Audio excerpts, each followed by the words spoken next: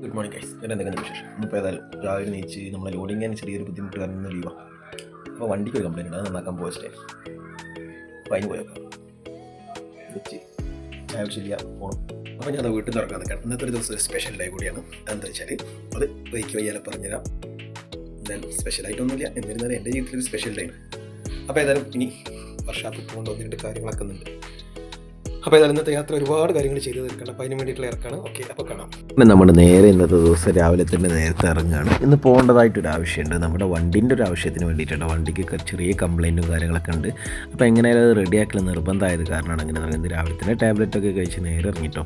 എന്താ വെച്ചാൽ uric acid, liver ഫാക്ടറിൻ്റെ ഒക്കെ ചെറിയ ഇത് ബുദ്ധിമുട്ടുള്ളത് കാരണമുള്ള ടാബ്ലറ്റാണ്, വേറെ ഒന്നുമില്ല കേട്ടോ. അത് കഴിഞ്ഞ് നമ്മൾ നേരെ വണ്ടി വീട്ടിൽ നിന്ന് എടുത്ത് നേരെ നമ്മുടെ കോഴിച്ചന ഹൈവേ കൂടി നമ്മുടെ നാട്ടിൽ നിന്ന് അങ്ങനെ വിട്ടിട്ടോ. ഇനി നമുക്ക് ഇപ്പോൾ ചട്ടിപ്പറമ്പ് പോകത്തിക്കട്ടെ. ചട്ടിപ്പറമ്പ് ചേങ്ങോട്ടൂർ എന്ന് പറഞ്ഞ സ്ഥലത്തേക്കാണ് ഇനി പോകാനുള്ളത്. കാരണം നമ്മുടെ നാട്ടിൽ ഈ ടിപ്പറിൻ്റെ ബോഡി വർക്ക്ഷോപ്പും ബോഡി പണിയൊക്കെ എടുക്കുന്ന സ്ഥലങ്ങൾ കുറവാട്ടോ. അങ്ങനെ നമ്മൾ വണ്ടി പൊന്തിച്ച് വെച്ചതിന് ശേഷം ഒരു മിനിറ്റ് കൊണ്ടാണ് വണ്ടി താന്ന് കിട്ടുക. ഇതാണ് ഇതിൻ്റെ കംപ്ലയിൻറ്റ് എന്ന് പറയുന്നത്. നമ്മുടെ ജാക്കി പൊന്തിച്ച് കഴിഞ്ഞാൽ 1-2 മിനിറ്റ് കൊണ്ട് ജാക്കി ഫുൾ അടിമുട്ടുക. പിന്നെ അതേമാതിരി നമുക്ക് പൊന്തിച്ച് വെക്കാൻ കഴിയാത്തൊരവസ്ഥ. പിന്നെ അതേമാതിരി ഓയിൽ നിൽക്കണില്ല. അങ്ങനത്തെ ചെറിയ പ്രശ്നങ്ങൾ കൊണ്ടാണിത്. ചെറിയ പ്രശ്നമാണെങ്കിലും നല്ലൊരു ഫണ്ട് വരുന്നൊരു കേസാണ്. അങ്ങനെ നമ്മൾ അവിടെ എത്തിയിട്ട് അവരെല്ലാവരും നേരത്തെ വന്നിട്ടുണ്ട്. ഏതാണ്ട് അത്രയും നേരത്തെ ഒരു 2 ആളും കൂടി വന്ന് 3 ആളും വന്നിട്ട് അവിടെ ജോലിക്ക് ഉണ്ടിട്ട്. അങ്ങനെ 3 ആളും വന്ന് സിലിണ്ടറും പിസ്റ്റനും കാര്യങ്ങളൊക്കെ ഊരി എടുത്തതിന് ശേഷം പിന്നെ അതിൻ്റെ ഓയിൽ പമ്പ് ഉണ്ടായിരുന്നു. ഓയിൽ പമ്പ് ഊരി എടുത്തതിന് ശേഷം അങ്ങനെ മൊത്തം സാധനത്തിൻ്റെയും സീലും സ്ലീവും ഒക്കെ മാറ്റേണ്ടതായിട്ടുണ്ട്. അതിൻ്റെ പമ്പിൻ്റെ പമ്പിൻ്റെ സ്ലീവും മാറ്റേണ്ടതിന്, പിന്നെ നമ്മുടെ പിസ്റ്റൻ്റെ ഓയിൽ സീലുകൾ മൊത്തം മാറ്റേണ്ടതിന് കേട്ടോ. അങ്ങനെ ഓയിൽ സീലുകളൊക്കെ ഒരു ഇതൊക്കെ മാറ്റി അതിൻ്റെ ഇടയിൽ കൂടി ഞാൻ നമ്മുടെ വെൽഡിങ് ആശാൻ വന്നപ്പോൾ ആശാനോട് ഞാൻ പറഞ്ഞു ഈ മറുകട ഒന്ന് റെഡിയാക്കി തന്നെ. ഈ മറുകട ആടി നമ്മൾ പോണ സമയത്ത് ആകെ തുരുമ്പിടിച്ച് പൊട്ടിപ്പൊളി ഞാൻ വിൽക്കാനയക്കുന്നു കേട്ടോ. അപ്പോൾ ഞാൻ അദ്ദേഹത്തോട് പറഞ്ഞപ്പോൾ അദ്ദേഹം ഫുള്ള് ക്ലിയർ ചെയ്തിട്ടുണ്ട്. ഇതാണ് നമ്മുടെ കിറ്റ് കേട്ടോ. നമ്മുടെ വിപ്രോൻ്റെ കിറ്റാണ് വരുന്നത്. നമ്മുടെ ഈ സാധനത്തിന് റേറ്റ് ഉണ്ട് കേട്ടോ, മാറ്റാനും 3000 ചില്ലറപ്പോളം റേറ്റ് ഉണ്ട്. അതിൽ നിന്ന് എനിക്കൊരു വള കിട്ടിട്ടോ.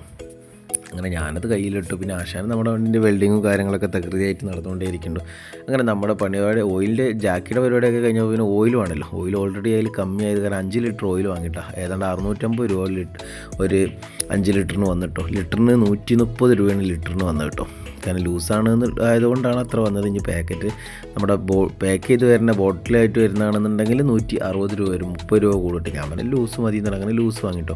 അങ്ങനെ ഓയിലും കാര്യങ്ങളൊക്കെ ഒഴിച്ചാൽ ഒരുവിധം പരിപാടികളൊക്കെ തീർത്ത് അങ്ങനെ ആശാൻ്റെ പാച്ച് വർക്കും കാര്യങ്ങളൊക്കെ കഴിഞ്ഞപ്പോൾ അടിപൊളിയായിട്ട്. അപ്പോൾ അതിന് ശേഷം ഇളക്കമൊക്കെ മറ്റേ റണ്ണിങ്ങിൽ ഭയങ്കര ഇളക്കവും ബുദ്ധിമുട്ടും കേട്ടോ. അങ്ങനെ അതൊക്കെ കഴിഞ്ഞ് ഞാൻ നേരെ ബില്ലൊക്കെ കൊടുത്തിട്ടു. ബില്ല് കൊടുക്കാൻ നേരത്ത് നോക്കുമ്പോൾ അത്യാവശ്യം ബില്ലുണ്ട് കേട്ടോ. 7600 രൂപ ബില്ലും ഉണ്ട്.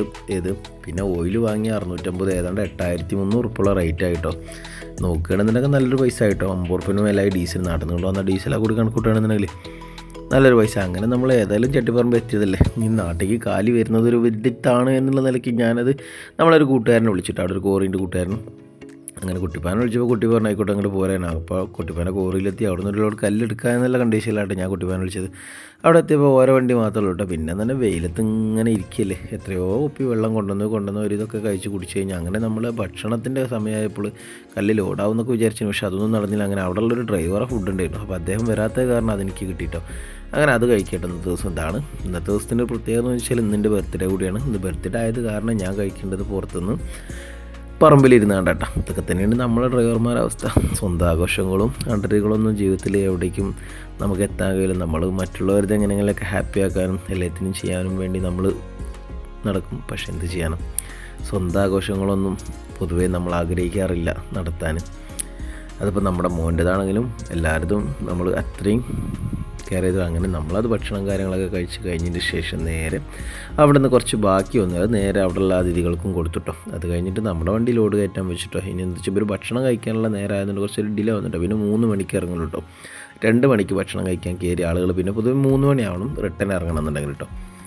അങ്ങനെ അത് കഴിഞ്ഞിട്ട് നമ്മുടെ വണ്ടി ഏതാണ്ടൊക്കെ ലോഡാവാനായിട്ടാണ്. പക്ഷേ കല്ല് ചെറിയൊരു കല്ലായത് കാരണം നമ്മൾ കയറ്റി വന്നപ്പോൾ സാധാരണ നമ്മുടെ കല്ലൊക്കെ നമ്മുടെ നാട്ടിലത്തെ കല്ലൊക്കെ ആണെന്നുണ്ടെങ്കിൽ ബോഡി ലെവലിൽ 13 കല്ലേ പോകുള്ളൂ കേട്ടോ. പക്ഷേ ഇവിടുത്തെ കല്ല് എന്താ വെച്ചാൽ 14 പോകുന്നുണ്ട്. അത്രയും ചെറിയ കല്ലാട്ടോ. ഞാൻ ഉദ്ദേശം വരുന്നില്ല, എന്ത് ചെയ്യാനാ. അതിപ്പോൾ ഓരോരുത്തരും ഓരോ അളവും കാര്യങ്ങളും ആയിട്ടോ. അങ്ങനെ ഉസ്മാൻ ഖാൻ്റെ അടുത്ത് അവിടെ ചായയും കാര്യങ്ങളും കുടിച്ച് സ്കൂൾ ടൈമിൽ വണ്ടി കുറേ നേരം നിർത്തിയിട്ട് അവിടെ നിന്ന് ഒരു കുപ്പി വെള്ളം കുടിച്ചിങ്ങാണ്ട് പിന്നെ നമ്മളെന്ത് ചെയ്തു, പോകണമെന്നുണ്ടെങ്കിൽ 5 മണി കഴിയാതെ പിന്നെ ഇറങ്ങാൻ പറ്റില്ല കേട്ടോ. സ്കൂൾ ടൈമിൽ പെട്ട് കഴിഞ്ഞാൽ പൊതുവെ അങ്ങനെ തന്നെ ഉണ്ട്. സ്കൂൾ ടൈമിൽ നിന്ന് അവിടെ നിന്ന് നേരെ അങ്ങനെ സൈറ്റിലേക്ക് എത്തിയിട്ടുണ്ട്. ഞാൻ ഇറക്കാൻ ഒരുപാട് കാലത്തിന് ശേഷമാണ് 100 നമ്മളെ വണ്ടിയിൽ വരുന്നിട്ട് ഇറക്കാനും.